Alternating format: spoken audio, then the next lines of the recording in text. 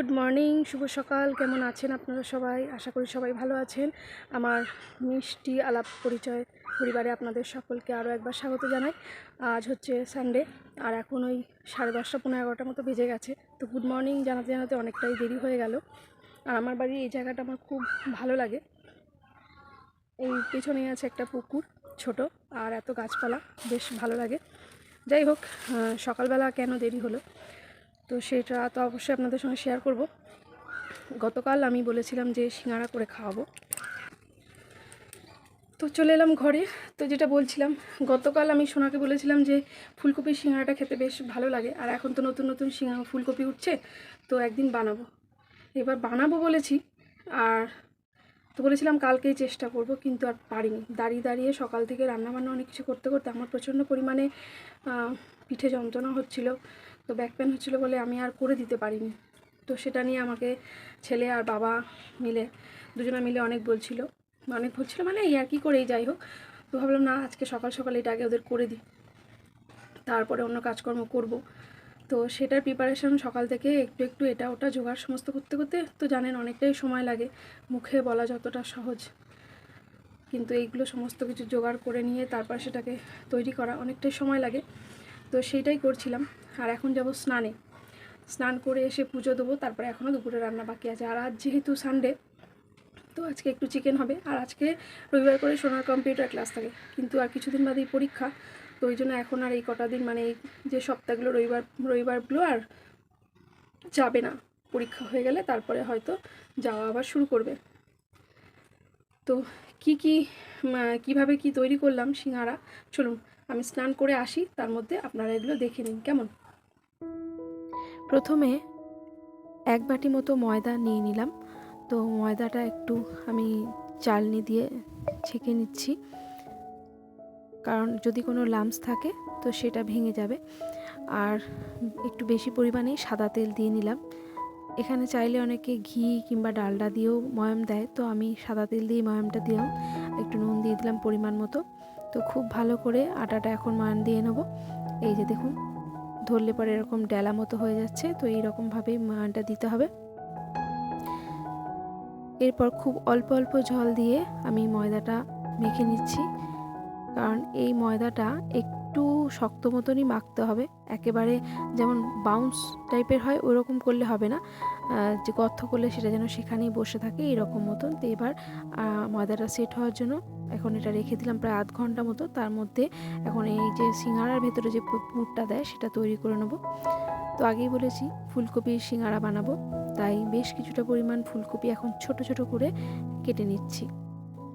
তো অনেকটা পরিমাণেই নিয়েছি। আর এখানে 4টে মতো আলু আমি সেদ্ধ করতে বসিয়েছিলাম আগে। তো এখন আলুগুলো বার করে রেখে দিচ্ছি। আর সিঙ্গাড়ার আলু তো খোসা সমেতই থাকে, তাই এরকমই রেখেছি। এটা ঠান্ডা হোক, ততক্ষণে আমি ওদিকে ফুলকপিটা একটু গরম জলে ভাপিয়ে নিই। জল দিয়ে দিলাম, জলের মধ্যে একটু হালকা লবণও দিয়ে দেবো। আর এই যে ফুলকপিগুলো কেটে রেখেছিলাম সেগুলো এখন ভাপাতে বসিয়ে দিলাম। ততক্ষণে কিছু জিনিস তৈরি করে নিই মশলাটা। কিছুটা আদা গ্রেট করে নিলাম, আর এবার কাঁচা লঙ্কাটাও একটু গ্রেট করে নেব। কাঁচা লঙ্কাটা দিলে বেশ ফ্লেভারটা ভালো আসে। তো খুব বেশি ঝাল দেবো না, কারণ একটু গুঁড়ো লঙ্কাও মেশাবো। আর এখন এখান থেকে 2টো মতো আলু, বেশি আলু নেবো না কারণ ফুলকপিটা অনেকটাই নিয়েছি, তাই 2টো আলু ছোট ছোট একদম চৌকো চৌকো করে পিস পিস করে কেটে নেব।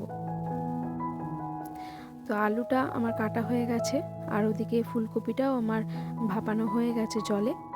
তো এই যে এরকম করে কেটে নিলাম, দরকারের প্রয়োজনে একটু ম্যাশ করেও নেব। কড়াইটা বসিয়ে দিলাম, তো একটু কিছু মশলা এখন বানিয়ে নেব।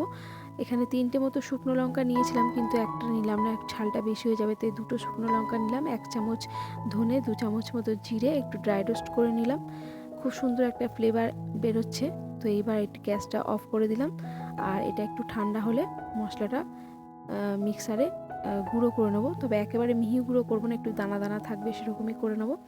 তো ফুলকপিটা এখন অল্প তেল দিয়ে ভাজা বসিয়ে দিলাম, আর ওপর থেকে দিয়ে দিলাম পরিমাণ মতো নুন, আর দিয়ে দেবো একদম অল্প করে হলুদ দেবো, সেটা পরে দেবো কারণ হলুদের গন্ধটা থাকলে ভালো লাগবে না। আর এই যে মশলাটা গুঁড়োনো হয়ে গেছে, এর মধ্যে এবার সেদ্ধ করা আলুটা দিয়ে দিচ্ছি। আলু আর ফুলকপি খুব ভালোভাবে এখন নেড়ে চেড়ে নিচ্ছি, আর নুন তো আগেই দিয়েছি। আর এই চিনে বাদামগুলো না আমি চানাচুর থেকে বেছে রেখেছি, কারণ আমার কাছে কাঁচা বাদাম ছিল না, তো ওখান থেকেই বেছে নিয়েছি বলে আর আলাদা করে ভাজতে হয়নি। আর এই সময় ওই যে আদা আর কাঁচা লঙ্কাটা যেটা গ্রেট করে রেখেছিলাম সেটাও খুব ভালোভাবে মিশিয়ে নিলাম, আর এবার গুঁড়ো মশলাটাও দিয়ে দিলাম। তো সবটা দিইনি, কিছুটা রেখে দিলাম কারণ পুরোটা লাগবে না। একটু পাঁচফোড়ন দিলে ভালো হতো, কিন্তু সেটা আমার আর মনে ছিল না। আর দেখলাম নুনের পরিমাণটা কম ছিল, তাই একটু নুন দিয়ে দিলাম, সামান্য একটু হলুদ দিলাম, আর একটু চিনি দিলাম। একটু চিনিটা দিলে স্বাদের ব্যালেন্সটা খুব ভালো হয়। এবার সমস্ত মশলাগুলো খুব ভালোভাবে মিশিয়ে নিয়েছি। এখানে পুরটা আমার প্রায় রেডি হয়ে গেছে। তো এরকম ঢেকে রেখে দিলাম, এটা ঠান্ডা হোক। ততক্ষণে এবার ময়দাটা সেট হয়ে গেছে, তো এবার সিঙ্গারাগুলো বানিয়ে নেব। এই ময়দার ডোটা থেকে বেশ কয়েকটা লেচি কেটে নিলাম। তো এটা করা যতটাই ইজি মনে হয়, আবার কখনো কখনো মনে হবে ভীষণ টাফ। তো এরকম লম্বা লম্বা করেই লুচি মতো বেলে নিতে হবে, পুরো গোল করলে হবে না। তো লম্বা লম্বা করে বেলে মাঝখান থেকে কেটে নিয়েছি। আর এটা আমি বেশ কয়েকবার ইউটিউবে দেখেছি কিভাবে এই রকম শেপটা দেওয়া যায়, তবুও যেন ভুল হয়ে যাচ্ছিলো। যাই হোক, অনেকবার দেখার পর তারপরে ঠিকঠাকভাবে করেছিলাম। আমার হাজব্যান্ডও আমাকে বলে বলে দিচ্ছিলো একটু পাশ থেকে।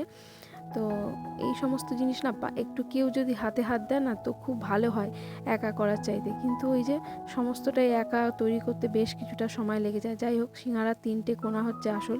আর এই রকম মাঝখানের যে শিরাটা পড়ে, এটা না পড়লে দেখতে ভালো লাগে না। তাই এটা করতে গিয়ে আমার 2-1বার একটু অন্যদিকে হয়েও যাচ্ছিলো। তারপরে আবার ঠিকঠাক করে সমস্তগুলো করে নিয়েছি। তো আমি একটা দেখালাম, আরও একটা আপনাদের সঙ্গে একটু শেয়ার করে দিচ্ছি। তো পুরটা যতটা পারলাম বেশ ভরে ভরেই দিলাম। প্রথমগুলো একটু ছোট ছোট হয়ে গেছে, শেষের দিকেরগুলো বেশ একটু বড় বড়ই বানিয়েছি, ঠিক দোকানের মতো। তো এই যে এইভাবে পুরোটা পুর ভরে, আর ওপাশের দিক থেকে টেনে নিয়ে এসে এটা মিশিয়ে দিতে হবে। তবে একটু জল দিয়ে নিলে এর এটা ভালো মুখটা আটকে যাবে। তো খুব ভালোভাবে মুখটা আটকে দিলাম, যাতে ভাজার সময় যেন খুলে না যায়। এই দেখুন, বেশ সুন্দর কিন্তু সিঙ্গারার আকার হয়ে গেছে। তো আমারও দেখে বেশ ভালো লাগছে। তো এতগুলো সিঙ্গারা এখন বানিয়ে নিয়েছি। আর হাজব্যান্ড বললো যে দাঁড়াও, সাদা তেলে ভেজো না, আমি ডালটা নিয়ে আসছি। তাই একটু অপেক্ষা করছিলাম। বাজার থেকে এই যে 1 প্যাকেট ডালটা নিয়ে এসছে। তো এটা তো সবটা লাগবে না, যতটা এখন লাগবে, বাকিটা অন্য সময় কিছু ভেজে আবার খেয়ে নেওয়া হবে। তো বেশ কিছুটা পরিমাণে এখানে ডালটা দিলাম, গরমও হয়ে গেছে। তবে খুব বেশি তেলটা গরম করলে হবে না, মানে এই ডালটাটা একটা আঙুল ডোবানো যায় এরকম মতন গরম করতে হবে। তো আঁচটা এই সময় সিমে রাখতে হবে, না বেশি কম না খুব, মানে মিডিয়ামে রাখতে হবে, বেশিও না কমও না।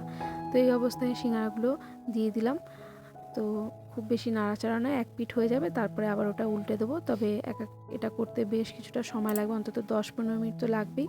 ধিমি আঁচে এটাকে ভেজে নিতে হবে। তো 1 পিঠ হয়ে গেছে, আর 1 পিঠে উল্টে দিলাম।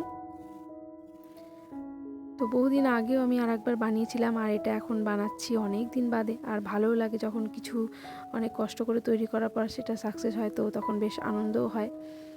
তো এই যে সিঙ্গারাগুলো ভাজা হয়ে গেছে, এখন প্লেটে তুলে নিচ্ছি। আর আরও কয়েকটা পড়ে আছে, সেটাও ভেজে নেব।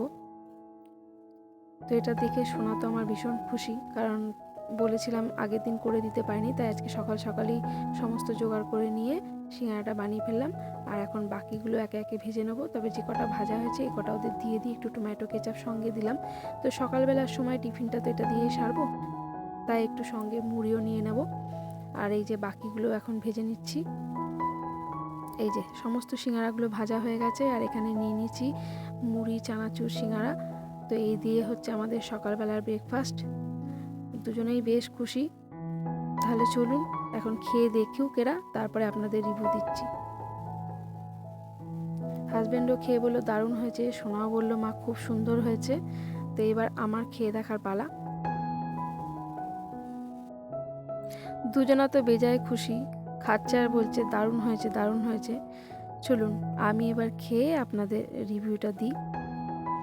তো একটু টমেটো কেচাপ নিয়ে নিলাম, মুড়ি দিয়ে পরে খাবো। আর সত্যি ভীষণই ভালো হয়েছে খেতে, দারুণ লাগছে। তো এবার একটু চা বানিয়ে নেব, কারণ সিঙ্গারা মুড়ি খাওয়ার পর একটু চা না খেলে ঠিক জমবে না। তারপর একটু ঠান্ডা ঠান্ডা পড়েছে, তো এই সময় চা খেতে বেশ ভালোই লাগে। সকালবেলা একবার চা খেয়ে নিয়েছি, তো এটা হচ্ছে দ্বিতীয়বার। তো এই যে 1 কাপ কড়া করে দুধ চা বানিয়ে নিলাম, আর এখন বসে বসে এটা খাবো। খেয়ে দিয়ে তারপরে স্নানে যাব, কারণ সেই সকাল থেকে প্রিপারেশন শুরু করেছি, কোনো দিকে আর তাকাতে পারিনি। তো আমার ফোকাসটা ছিল সম্পূর্ণ এই দিকে। যাই হোক, চা খেয়ে ভাবছিলাম স্নানে যাব, কিন্তু হাজব্যান্ড বললো যে চিকেনটা আমি তাহলে কিছুটা করে দিয়ে যাই, তুমি আমাকে একটু মশলাটা রেডি করে দাও। তো দেখলাম বেলা অনেকটাই হয়ে গেছে, ব্রেকফাস্ট সারতে সারতে সমস্ত কিছু করতে করতে প্রায় 11টা বেজে গেছে। আর শীতের ছোটোবেলা, দেখতে দেখতে সময় যে কিভাবে চলে যায় বোঝাই যায় না। যাই হোক, তখন আমার হাজব্যান্ড বললো তুমি তাহলে আমাকে মশলাটা রেডি করে দাও, আমি আজকে চিকেনটা বানিয়ে দিই। তো চিকেনটা অনেকক্ষণ আগেই ও ধুয়ে নুন, হলুদ, লঙ্কার গুঁড়ো সমস্ত কিছু দিয়ে হালকা করে একটু ম্যারিনেট করে রেখে দিয়েছিল। তো আজকে ওই চিকেনটা বানাবে। চলুন কীভাবে ও বানাচ্ছে সেটা আমি আপনাদের সঙ্গে আজকে শেয়ার করি। প্রথমে কিছুটা পরিমাণে তেল দিয়েছে, তেলের মধ্যে একটু চিনি আর একটা তেজপাতা দিয়েছে। তেলটা গরম হয়ে গেছে আর এখন বেশ কিছু গোটা গরম মশলা দিয়ে দিয়েছে, এলাচ, লবঙ্গ, দারচিনি আর জয়িত্রী একটু। তারপরে কিছুটা কুচনো পেঁয়াজ দিয়ে একটু লাল লাল করে ভেজে নেবে। আর এখানে আমি এখন মশলার মধ্যে কিছুটা পেঁয়াজ, বাটা পেঁয়াজ হবে, আর জিরে, আদা, রসুন, টমেটো, ধনে সমস্ত কিছু দিয়ে একটা মশলার পেস্ট বানাবো। তবে প্রথমে কুচনো পেঁয়াজটা হালকা লাল করে ভেজে নিয়েছি, এবার চিকেনটা যেটা ম্যারিনেট করে রাখা ছিল সেটা এখন ভেজে নেবে।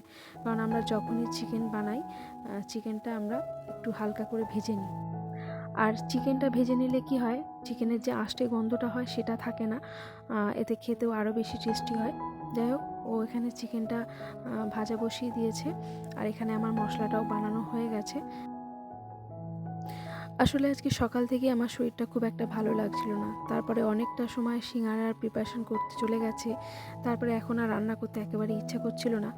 যদিও ভাতটা আমি পরেই বসাবো, কারণ শীতকালে ভাতটা একটু দেরি করে করলে ভালো হয়, কি গরম গরম থাকে, না হলে সকাল সকাল বসালে কেমন ঠান্ডা হয়ে যায়, আবার গরম করে নিতে হয়। তাই হাজব্যান্ড যখন বলল যে চিকেনটা রান্না করে দেবে, তাই আমি এক কথায় রাজি হয়ে গেলাম। আমারও ভালো হলো, কিন্তু একটা কাজ আছে, মানে কাজে বেরোবে, তাই একটু ছটপট করছিল। তো এখানে সমস্ত মশলাগুলো আমি বানিয়ে দিয়েছি আর এখানে চিকেনটা ভাজা হয়ে গেছে। আর এই যে কিভাবে তৈরি করছে সেটা যে আমি আপনাদের সঙ্গে শেয়ার করব, হ্যাঁ, এতই ছটপট করে কাজ করে আমার হাজব্যান্ড যে ভিডিও শ্যুট করাটাও যেন কষ্টকর ব্যাপার। কারণ একদিকে ভিডিও করতে যাচ্ছি তো আর একদিকে কাজ করে ফেলছে, তো ভিডিও তোলাটাও অসুবিধে হচ্ছে, মানে ভীষণ চটপটে আর কি কাজের ব্যাপারে। আমি একটু ধীমে তালেই কাজগুলো করি, ধীরে সুস্থে, এত ছটপট করে আমি করতে পারি না। যাই হোক বন্ধুরা, চিকেনগুলো ভেজে তুলে নেওয়া হয়ে গেছে আর কড়াইতে যে তেল ছিল আর তেল দেয়নি, আর ওই ভাজা চিকেনের সঙ্গে যে তেলটা চলে গেছিলো সেটা আবার কাত করে ঢেলে নিয়েছে, সেটা তো আপনারা দেখতেই পেলেন। আর কিছুটা বাটা পেঁয়াজ দিয়ে সেটা একটু ভেজে নেওয়ার পর বাটা মশলা, জিরে, আদা, রসুন, টমেটো পেস্ট যা ছিল সেটা দিয়েও মশলাটা খুব ভালোভাবে নেড়ে চেড়ে নিয়েছে, খুব ভালোভাবে তেল ছেড়ে বেরিয়েছে, মশলার কালারটাও খুব সুন্দর এসেছে। পরিমাণ মতো একটু লঙ্কার গুঁড়ো, হলুদ সমস্ত কিছু অ্যাড করেছিল। আর এইবার ওই যে চিকেন যেটা ভেজে তুলে রেখেছিল সেটাও মশলার সঙ্গে অ্যাড করে দিয়েছে। তো ও একটু ঝাল ঝাল খেতে পছন্দ করে, তাই আরও একটু লঙ্কার গুঁড়ো অ্যাড করছে। তো এখানে সমস্ত কাজ মোটামুটি কমপ্লিট। আমার কাজ হচ্ছে শুধুমাত্র আলুটা মেশানো, যে আলুটা প্রেসার কুকারে সিদ্ধ করে রেখেছি। আর এই যে এবার একটু কাজে বেরিয়ে যাচ্ছে, বাদ বাকি শেষের দিকের কাজটা আমাকেই করতে হবে। আর এখানে সোনা বসে আছে, রান্নাটা হয়ে গেলে সোনাকে আগে খেতে দেবো। চলুন এবার দেখি রান্নাটা শেষ করি। আর এটা হচ্ছে কদবেল মাখা। আমার হাজব্যান্ড এই টক জাতীয় খাবার খেতে ভীষণ পছন্দ করে। এই হচ্ছে মাংসের কালার। আর এবার আমি প্রেসার কুকারে যে আলুটা সিদ্ধ করে রাখা হয়েছিল সেটা এর সঙ্গে অ্যাড করে দিচ্ছি, আর পরিমাণ মতো যতটা ঝোল রাখবো রেখে লাস্টে নামানোর আগে গরম মশলাটা দিয়ে দেবো। তো সমস্ত কিছু সেরে এবার আমি স্নান করে চলে এসেছি, যাব পুজো দিতে।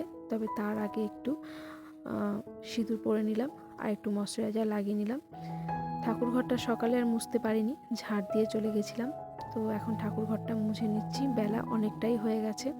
আর আমার সোনারও স্নান হয়ে গেছে, তো সোনা এখন ঠাকুর ঘরেই আছে, আমার হাতে হাতে একটু এটা ওটা করে দিচ্ছে যাতে তাড়াতাড়ি পুজোটা দিয়ে ওকে খেতে দিতে পারি। আর এখন কিছু ফুল তুলে নিচ্ছি। সকালবেলা আমার হাজব্যান্ড কিছু ফুল তুলেছে, তো এই নীলকণ্ঠ ফুলগুলো আমার এই ঠাকুর ঘরের সামনেই একটা গাছ আছে টবে, তো সেখানে ফুটে আছে, তাই ভাবলাম তুলে নিই। বেশ কয়েকটা নীলকণ্ঠ ফুল ফুটেছে। এটাকে অপরাজিতা ফুলও বলে, আবার নীলকণ্ঠ ফুলও বলে। তো দেখুন কি সুন্দর না রঙটা। বেশ কয়েকটা ফুল ফুটেছে, তুলে নিলাম। আর সকালবেলা এই যে এত ফুল পেয়েছি। তাহলে চলুন এবার পুজোটা দিয়ে নিই। আর এই দেখুন মাকে শৃঙ্গার করা হয়ে গেছে, আর এখানে ঠাকুরমশাইও কাজ শুরু করে দিয়েছে। ও যখন থাকে আমার সঙ্গে, ও তখন এই যে প্রদীপ জ্বালানো, মোমবাতি ধরানো বা ধূপকাঠি ধরানো এই কাজগুলো করতে ভীষণ ভালোবাসে। যাই হোক, দুজনা মিলে একসঙ্গে পুজোটা দিয়ে নিলাম, আর অনেকটা তাড়াতাড়ি হয়েও গেল।